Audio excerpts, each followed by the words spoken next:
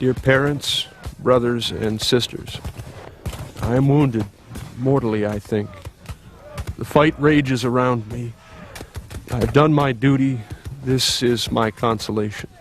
I left not the line until nearly all had fallen and colors gone. I'm getting weak. My arms are free, but my chest all is numb. The enemy trotting over me, the numbness up to my heart. Goodbye to all. Alan Zacharias, Captain, Company E, 7th Michigan Volunteers.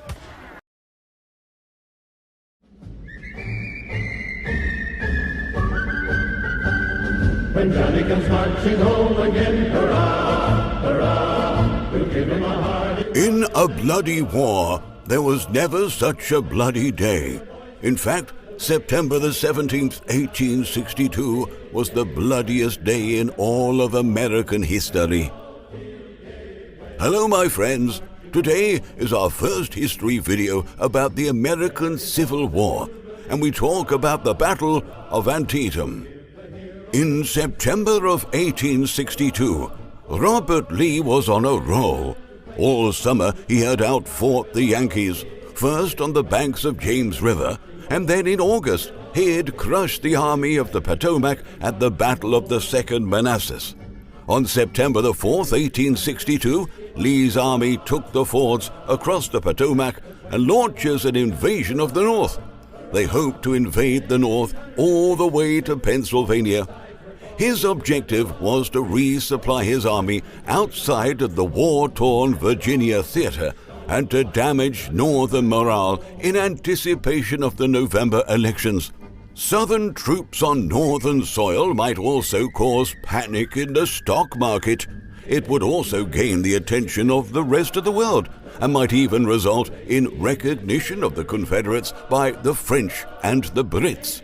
And the most important thing for usual Confederate soldiers, they knew that their side was winning at this moment, and one more win could end it all. Never have the prospects or the stakes been so high. Before we talk about the Union forces, I would like to share with you some useful information. In preparation for this video, I needed to watch different documentaries on different platforms. And unfortunately, it turned out that not all resources can be viewed while living in another country. But my thirst for knowledge cannot be stopped. There is a tool that will help remove all restrictions. Have you ever tried to check Netflix in Europe while living in the USA? Or maybe you want to watch some documentaries available only for the USA while living in Europe. No more borders or virtual obstacles with the NordVPN service. Go to nordvpn.com/LCM and enjoy a huge discount of the 2-year plan with 4 additional months for free. And this is not only about fun. If you live in a country with no freedom and you are not allowed to use the internet as you wish, once again, NordVPN is your answer. It's extremely fast, next-generation encryption, double VPN, so it encrypts traffic twice, and there's block malware and more with threat protection. So, nordvpn.com/LCM, and you open the whole world for yourself, and you get full security of your personal data and internet activity too. Don't forget about your discount and 4 additional months for free. Go and check the link in the description box. Final brick in the wall? It's risk-free with Nord's 30-day money-back guarantee. And we are back to our story. So, what about the Northern soldiers? After several losses in a row, the morale was at a very low level.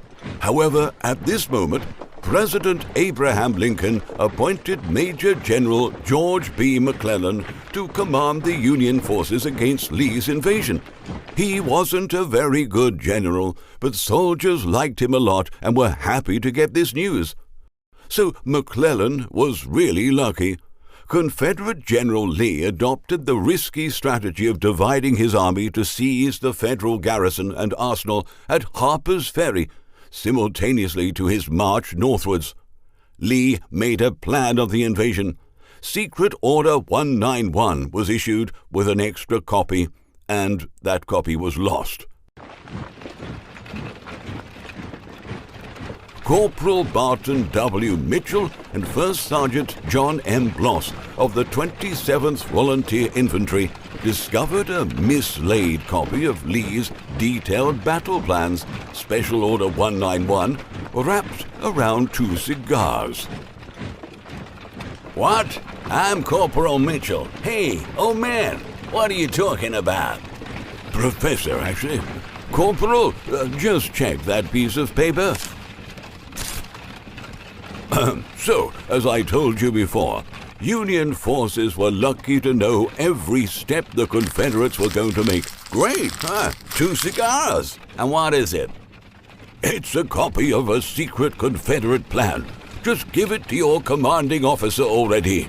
Against 55,000 of Lee's soldiers, divided into 2 armies, McClellan moved more than 80,000 soldiers. Lee was surprised by the quick response to his invasion.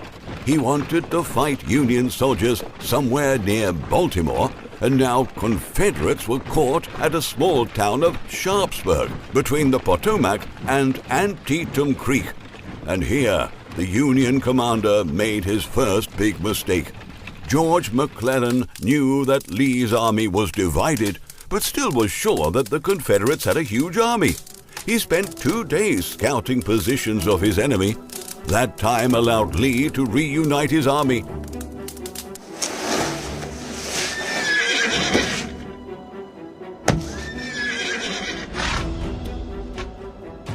What is this house?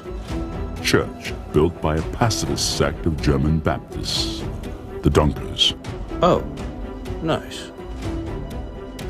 Finally, after 2 days of waiting, the Yankees started their attack. Regiment, prepare for battle. Attack! Sir, what do we need to attack? I don't see anything except a cornfield. Where's our enemy? Where should we go? No idea. We have an order to move straight ahead, advance towards that high ground, and attack. You see that White House? I think that's our goal. So move out.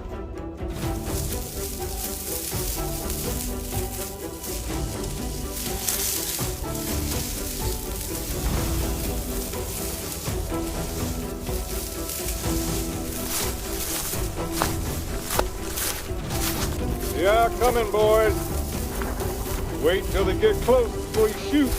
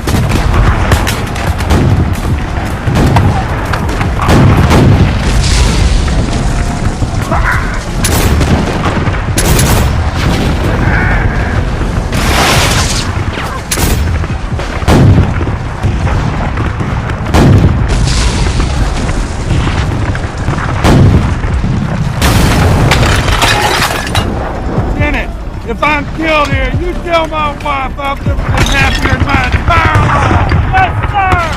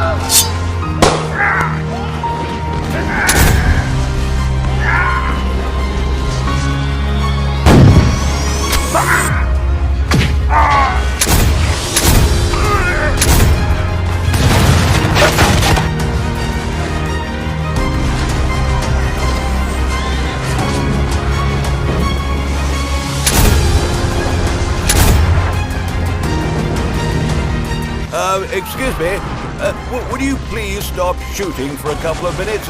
I can't hear anything. Thank you. The action on the north of the battlefield is a series of moves and contra-attacks, and at the end, the Union were the winners.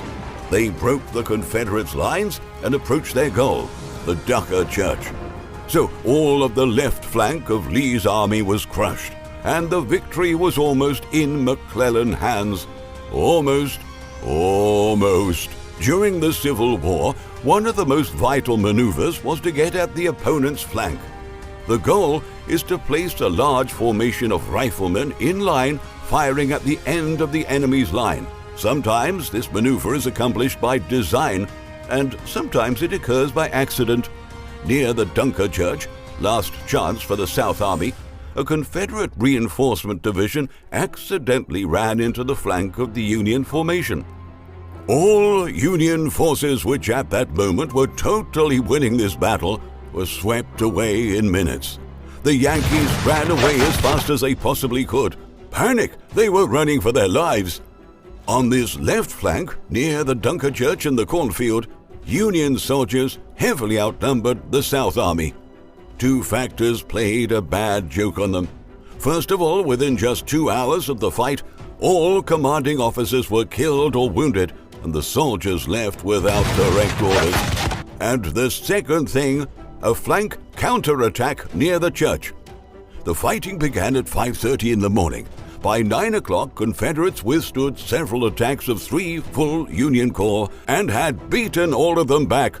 More than 12,000 soldiers from both sides were killed or wounded, 1 American every single second. However, it was only the first battle on the left and north flank of the battlefield. Everything was over here, but some of the worst fighting is only yet to come in the middle and on the right and south flank. And we stop our story here. It's 9 o'clock in the morning.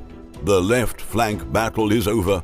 The bloodiest day in American history is going to continue. So we'll be back soon with the second part of the Battle of Antietam. Don't forget to subscribe, and we'll see you soon. Farewell.